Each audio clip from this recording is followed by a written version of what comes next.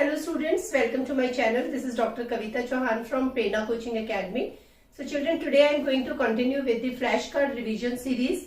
This is day 7 for this revision series. I have already uploaded 6 videos for 6 days for this revision for class 12 political science. उनके links मैंने description box में share किए हैं. सो आप मेरे channel पे जाके वो वीडियोस भी देख सकते हो. And if you are new to my channel then do subscribe to my channel and also press the bell icon ताकि मेरे आने वाले सारे वीडियोस की अपडेट आपको रेगुलरली मिलती रहे. मेरे चैनल पे आपको पॉलिटिकल साइंस के सारे चैप्टर्स की एक्सप्लेनेशन मिलेगी. लॉन्ग क्वेश्चन की डिस्कशन भी मैंने अपलोड की हुई है और उसके साथ साथ क्लास 12 इंग्लिश के वीडियोस भी मेरे चैनल पे अपलोडेड हैं, तो आप वो भी देख सकते हो. तो आपके दोनों सब्जेक्ट्स की प्रैक्टिस आराम से हो जाएगी. Let's start with today's class. So today I am going to discuss with you the statement based questions. Statement based question से कई बार बच्चे घबरा जाते हैं क्योंकि उनको लगता है कि ये बहुत डिफिकल्ट क्वेश्चन होते हैं. बट मेरा मानना है कि अगर आपने चैप्टर अच्छे से पढ़ा हुआ है, रीड किया हुआ है एनसीईआरटी का चैप्टर, तो कोई भी स्टेटमेंट आए आप उसका आंसर अगर आपने याद भी नहीं किया हुआ है तो आप खुद उसको बना के लिख सकते हो, क्योंकि अगर आपको चैप्टर पता है तो you can relate the points with that. So today I am going to discuss with you thoughts from the book India since independence. Let's start with the first question. It is said that the nation is, to a large extent, an imagined community held together by common beliefs, history, political aspirations, and imaginations. Identify the features that make India a nation. Class 10th में आपने एक chapter पढ़ा था nationalism in Europe, जिसमें पूरा define किया गया था what is a nation. So when we talk about a nation, so it is a group of people who share a territory and who have common beliefs or any kind of common, or you can say similarity between their either style of living or food habits or culture or language or religion. So कुछ लोग जब decide करते हैं कि उनके कुछ common है उनके बीच में, so they decide to live together. तो जब हम ये बात करते हैं तो हम कहते हैं कि इंडिया को अगर हम इमेजिन करें तो इंडिया भी एक इसी तरीके से इमेजिन कम्युनिटी है. और किस तरीके से ये आपस में जुड़े हुए हैं लोग, तो ये जो लोग हैं वो जुड़े हुए हैं कॉमन बिलीफ से. कुछ ऐसी चीजें हैं जिनमें लोग बिलीव करते हैं, सब लोग कॉमन उनकी उसके बारे में सोच है. पॉलिटिकल एस्पिरेशन से आप यहाँ पे रिलेट कर सकते हो कि जब इंडिया इंडिपेंडेंट नहीं हुआ था तो उससे पहले किस तरीके की कंट्री हमारे लीडर्स थे या हमारी जो फ्रीडम स्ट्रगल मूवमेंट थी वो किस बिलीफ पे बेस्ड थी. So they aspired to form India to be a democratic country in which equality and freedom was guaranteed to all the citizens. So सबकी पॉलिटिकल एस्पिरेशन सेम थी. We had a shared history. हमारी जो history थी, the exploitation और the British colonialism which the people faced, so they can relate to each other because they had faced it together. And imaginations. So this is how you have to relate this statement with the answer. मैं इसकी कुछ points आपको पढ़ देती हूँ जो मैंने लिखे हुए हैं. So political aspiration ensures democratic setup based on parliamentary form of government, creating political competition in a democratic framework. So political aspiration क्या थी कि एक डेमोक्रेटिक सेटअप बनाना जो पार्लियामेंट्री फॉर्म ऑफ गवर्नमेंट पे बेस्ड था. India's imaginations established a welfare state on the principle of equality and special protection to socially disadvantaged group. अगर हम यहाँ पे बात करें तो जो 3 चैलेंजेस चैप्टर में मेंशन है उसके ही पॉइंट्स यहाँ पे आप देख सकते हो, मैंने रिलेट किए हैं. तो अगर आपने चैप्टर पढ़ा हुआ है तो आप पॉइंट्स रिलेट कर सकते हो. Second question. The conduct of foreign affairs is an outcome of a two-way interaction between domestic compulsions and prevailing international climate. Take one example from India's external relations in the 1960s to substantiate your answer. पहले आप question का meaning समझो. जब भी किसी country के, अगर हम यहाँ इंडिया की बात कर रहे हैं कि फॉरेन अफेयर्स को जब कंडक्ट किया जाता है तो वो किस चीज का पे वो बेस्ड होता है, वो इस चीज पे बेस्ड होता है that there is a two way interaction. किसी भी कंट्री की जो फॉरेन पॉलिसी है it is influenced and shaped by both domestic and international factors. तो जब कोई कंट्री, सपोज जैसे हम इंडिया की बात करें, इंडिपेंडेंट हुई और उनको अपनी फॉरेन पॉलिसी इनिशिएट करनी थी, तो फॉरेन पॉलिसी बनाते वक्त इस चीज का ध्यान रखा गया कि डोमेस्टिक कंपल्शंस क्या थी और इंटरनेशनल फैक्टर्स उसको कैसे इन्फ्लुएंस कर रहे थे, क्योंकि foreign policy is based on the principle of maintaining relations at the international level. तो यहाँ पे इन्होंने ये बोला है कि इसी चीज को ध्यान में रखते हुए कि कैसे डोमेस्टिक और इंटरनेशनल फैक्टर्स उसको इन्फ्लुएंस करते हैं, 1960s से आप एक एग्जांपल लेके इसको रिलेट करो। 1960s की अगर हम बात करें, यहाँ पे तो बात हो रही है वॉर जो हुई थी इंडिया और चाइना के बीच में। तो जब हम तो हम ये कह सकते हैं, आंसर कैसे शुरू कर सकते हैं, the statement is justified to a maximum extent to be proved during the Sino Indian conflict of 1962। और इसके सारे पॉइंट्स बुक में दिए हुए हैं, जो मैं आपको एक बार पढ़ के बता देती हूँ।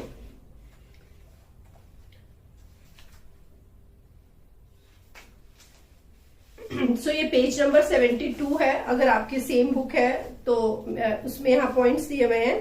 यहाँ पे अब जो इंडिया चाइना वॉर हुई थी 1962 की, उसकी वजह से क्या असर पड़ा था इंडिया के फॉरेन जो रिलेशंस थे उनके बारे में पॉइंट्स है। आप ये लिख सकते हो, the China war dented India's image at home and abroad. China war की वजह से इंडिया की इमेज डोमेस्टिक लेवल पे और इंटरनेशनल लेवल पे खराब हुई थी। India had to approach the Americans and the British for military assistance to tide over the crisis। तो यहाँ पे आ गया आपका इंटरनेशनल पॉइंट कि इंडिया को अमेरिकन और ब्रिटिश को अप्रोच करना पड़ा मिलिट्री असिस्टेंस के लिए इस क्राइसिस से उभरने के लिए। The Soviet Union remained neutral during the conflict and it induced a sense of national humiliation and at the same time strengthened a spirit of nationalism. Some of the top army commanders either resigned or were retired. यहाँ से आप सारे point लिख सकते हो और इसमें आप ये पॉइंट भी लिख सकते हो जो कम्युनिस्ट पार्टी का स्प्लिट हुआ था, वो पॉइंट भी आप लिख सकते हो। तो डोमेस्टिक और इंटरनेशनल दोनों कंपल्शंस आपकी यहाँ पे कवर हो गई। Next question, the emergency and the period around it can be described as a period of constitutional crisis. जो इमरजेंसी हुई थी 1975 में, उसको और उसके आसपास का ये जो टाइम था, इसको कॉन्स्टिट्यूशनल क्राइसिस का टाइम कहा जाता है। ऐसा क्यों है? तो इसके आंसर में आप सारे पॉइंट्स लिख दोगे कि जब इमरजेंसी डिक्लेयर हुई थी तो गवर्नमेंट के बीच में और जो डिफरेंट लेवल्स थे, अगर हम बात करें कि 3 लेवल्स होते हैं हमारे, जो 3 ऑर्गन्स होते हैं गवर्नमेंट के, लेजिस्लेचर, एग्जीक्यूटिव एंड जुडिशरी। तो इसमें जो कॉन्फ्लिक्ट्स पैदा हो गए थे और उसकी वजह से जो कॉन्स्टिट्यूशनल क्राइसिस हुआ, इन कारणों की वजह से इमरजेंसी के पीरियड को पीरियड ऑफ कॉन्स्टिट्यूशनल क्राइसिस बोला जाता है। मैं इसका आंसर आपको बता देती हूँ। क्वेश्चन नंबर 3 आपका है पेज नंबर 107। यहाँ पे आपका ये जो हेडिंग दी हुई है, conflict with judiciary. So as I told you there are 3 organs of government, legislature, executive and judiciary. So judiciary और जो ये पॉइंट्स आए थे पार्लियामेंट्री, आप कह सकते हो सॉवरेनिटी के ऊपर बेस्ड थे। और इसमें ये जो पॉइंट लिखे हुए हैं यहाँ पे कि the ruling party had many differences with the judiciary and 3 constitutional issues had emerged. First is that can the parliament abridge fundamental rights and the supreme court said it cannot. Second, can the parliament curtail the right to property by making an amendment? Again, the court said that parliament cannot amend the constitution. And third, the parliament amended the constitution saying that it can abridge fundamental rights for giving effect to directive principles. तो ये आपके points हैं जो आप इसमें include कर सकते हो। This is the answer for question number 3. Question number 4. Governments that are perceived to be anti-democratic are severely punished by the voters.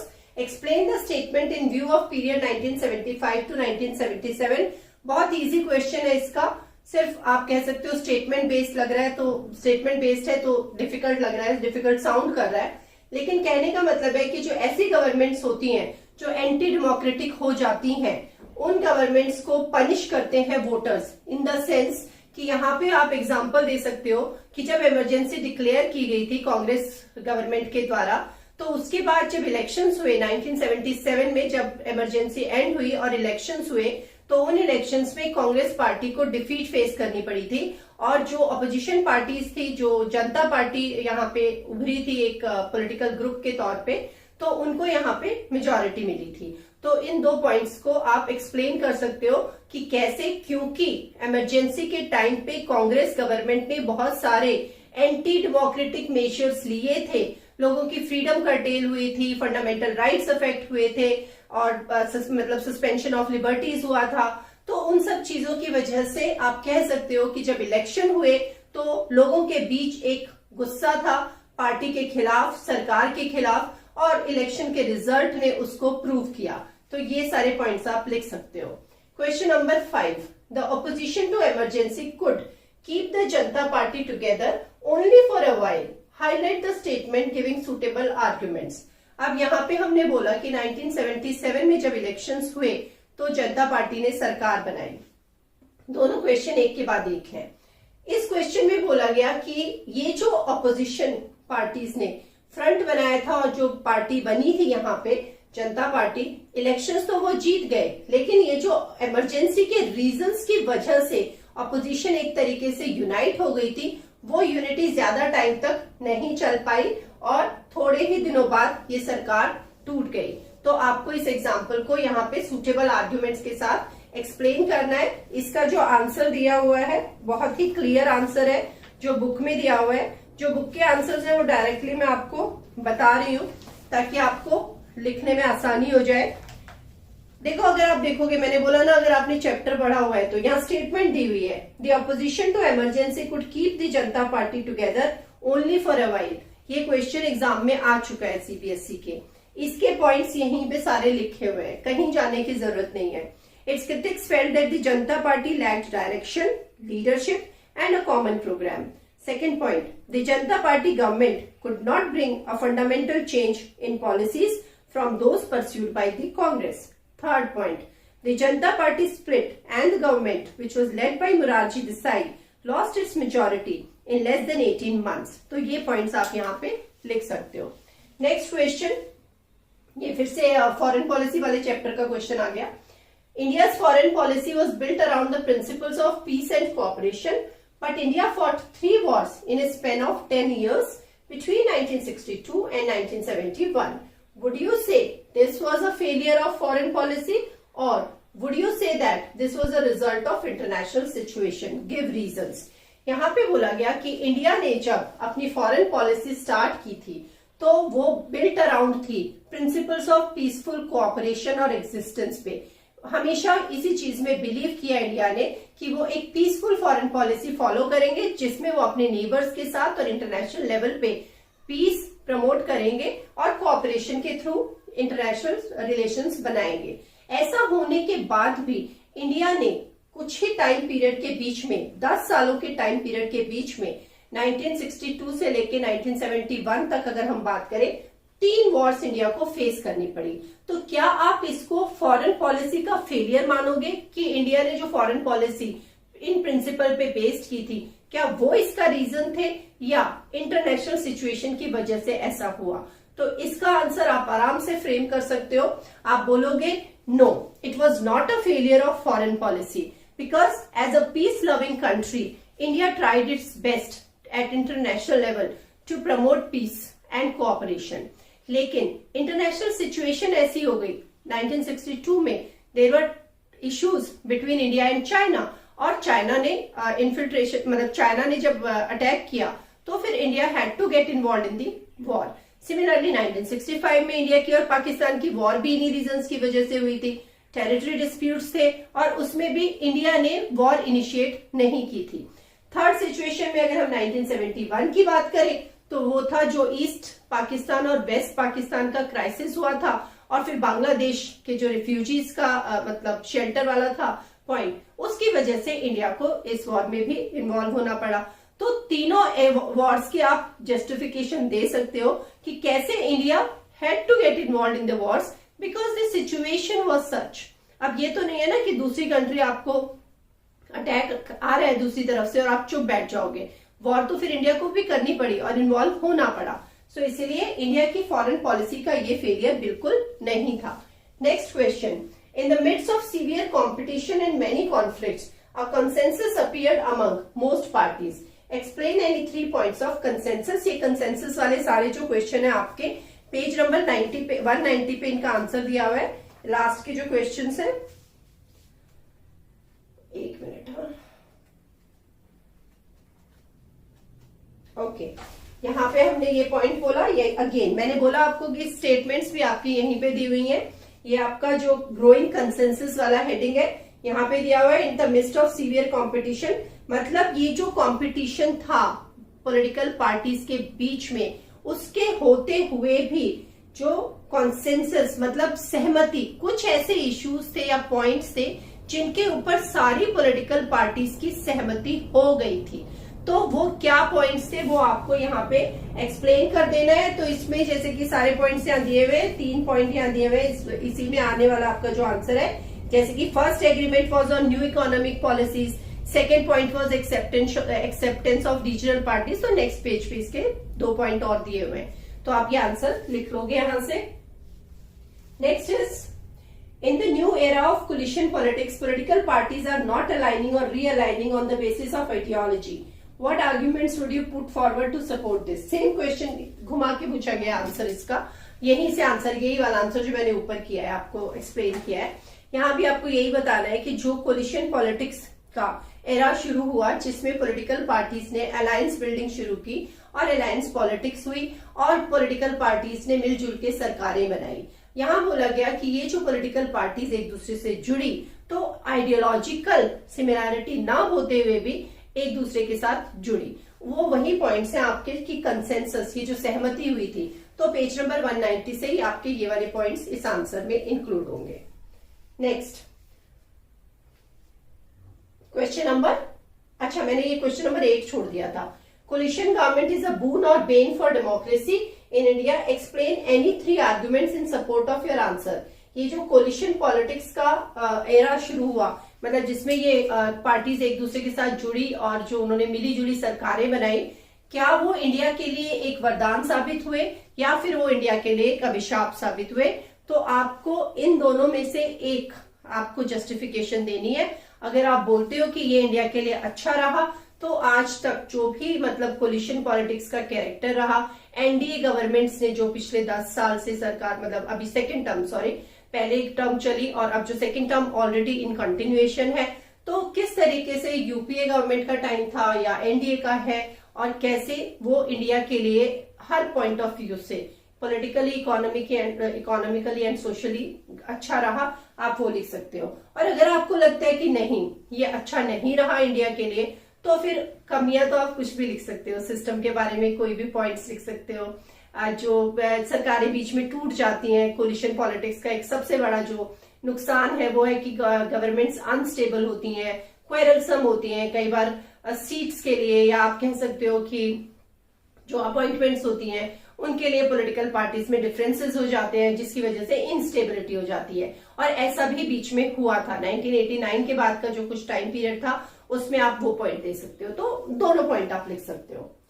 Question number 10, many people think that a two-party system is required for successful democracy.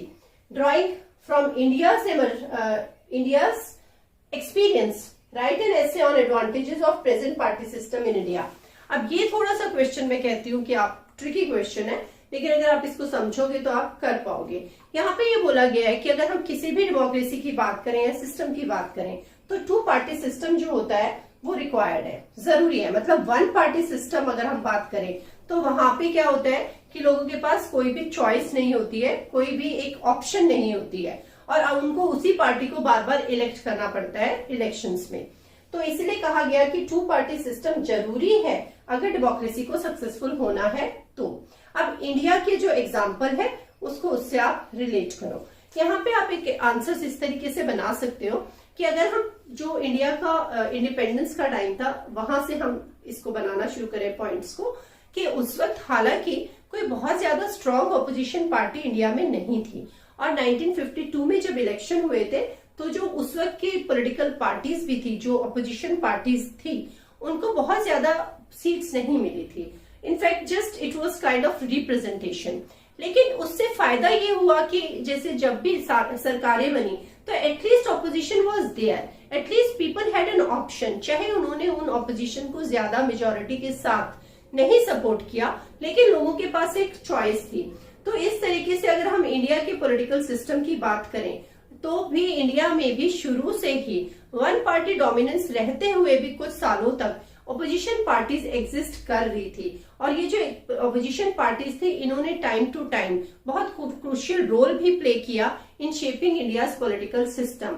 आप इसमें कई points include कर सकते हो कि जो non Congressism का time था वो आप यहाँ पे हाईलाइट कर सकते हो, जो राम मनोहर लोहिया के कुछ यहाँ पे आप पॉइंट्स लिख सकते हो कि जब जो बिहार और गुजरात मूवमेंट हुई थी तो किस तरीके से ऑपोजिशन पार्टीज ने उन मूवमेंट्स को आगे बढ़ाया था।